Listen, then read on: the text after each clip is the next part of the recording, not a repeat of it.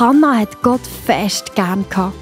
Sie hat jeden Tag ihr Bestes gegeben und war dankbar für das Leben, das Gott ihr geschenkt hat. Aber es hat etwas gegeben, das sie fest traurig gemacht hat.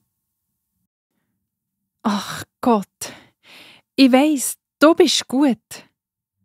Aber etwas macht mich traurig. Ich habe kein Baby bekommen, obschon ich so gerne ein Kindli hätte. Rund um mich sind Frauen, die Kinder bekommen, und nur ich stehe mit leeren Händen da. Einmal hat mich meine Nachbarin sogar ausgelacht deswegen und hat gesagt, ich sei keine gute Frau. Ich gebe mein Bestes. Aber der Platz in meinem Herz, der bleibt leer. Gell? Auch wir haben manchmal Wünsche, die nicht gerade sofort erfüllt werden.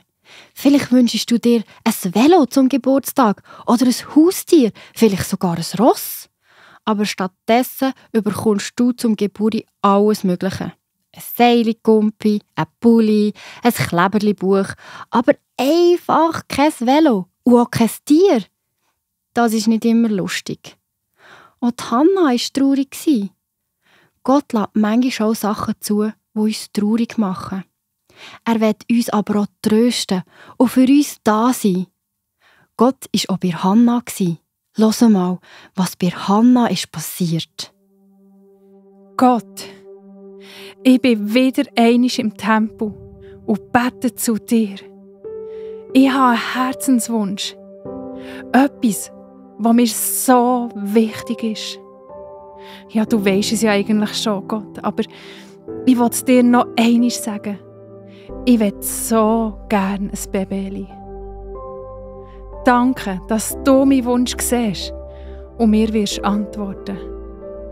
Danke, dass du mir ein Kindli schenkst. Und Gott, ich will dir sogar ein Versprechen geben. Wenn ich irgendwann doch noch ein Baby bekomme, dann soll das Kind sein ganzes Leben lang dir dienen. Und Gott hat das Gebet von der Hannah erhöht und hat ihr einen Sohn geschenkt. Die Hannah war so glücklich. Oh Gott, du bist so gut. Ich habe dich gebeten um ein Kind und du hast mein Gebet erhört. Danke vielmals. Dir ist einfach nichts unmöglich. Oh, mein Bub, du bist so herzig und klein. 5 Fingerli an jeder Hand. Es ist alles schon da. Du bist ein kleines Wunder. Ich gebe dir den Namen Samuel. Das bedeutet, Gott hat mein Gebet erhört. Ich habe dich von Gott erbittet. Du bist mein herzig geliebter Sohn. Die Hannah hat nicht vergessen, was sie Gott versprochen hat. Als ihr Samuel älter wurde, hat sie ihn in den Tempel gebracht. Dann zumal war das der Ort, wo der Bub sein Leben lang Gott dienen konnte. Er hat dort viele Sachen von Gott und von der Bibel lernen. Es war wie eine Schule für Menschen, die Gott mit ihrem Leben dienen und ihm nachfolgen. So ist bei dieser Geschichte am Schluss doch alles gut gekommen.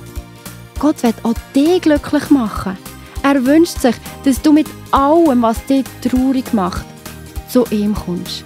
Er hat Lösungen und Antworten parat und will dir gerne helfen.